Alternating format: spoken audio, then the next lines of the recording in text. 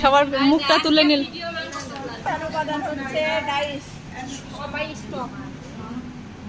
ব্লকের কাজ করতে প্রধান প্রধান উপাদান কোনটি?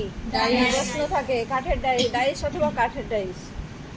আর রং কেমিক্যালসের মধ্যে হচ্ছে হোয়াইট পেস্ট আর নিউটেক্স হচ্ছে প্রধানত দুইটা পেস্ট।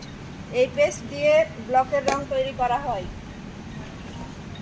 নিউটেক্স পেস্ট হচ্ছে হালকা কালার কাপড়ে ব্লক করতে নিউটেক্স পেস্ট লাগে। এই যে এটা, হ্যাঁ পরে পরে রংগুলাই দেখায় পরে। আর গাঢ় কালার কাপড়ে লাইট কালার রং করতে হোয়াইট পেস্ট লাগে। বুঝতে পেরেছেন? এই দুইটা পেস্টের সাথে এনকে, বাইন্ডার, সিসিএল, এপিটোন, এই চারটা কেমিক্যালস দুইটা পেস্টেই লাগবে, কিন্তু পেস্ট দুইটা আলাদা।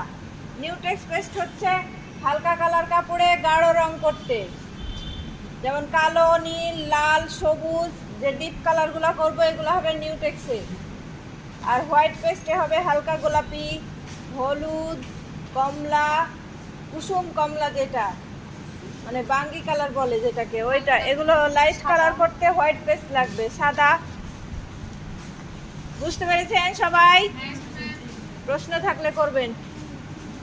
পেস্টের নিউটেক্স পেস্ট যদি 100 গ্রাম হয়, বাইন্ডার হবে 50 গ্রাম, আর এনকে হবে 25 গ্রাম, এপিটোন লাগবে 1 চামচ, রঙে সিসিএল লাগবে 6 ফোঁটা।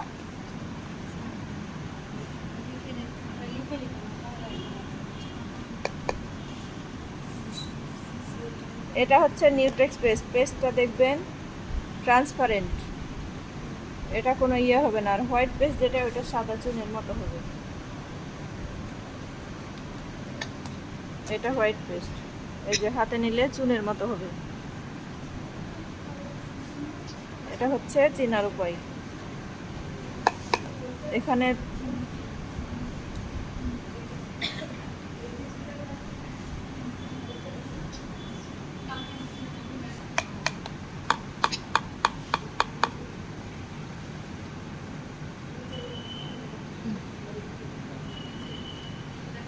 বাইন্ডার রং পাতলা করে। বাইন্ডারের কাজ কি? রং পাতলা করে।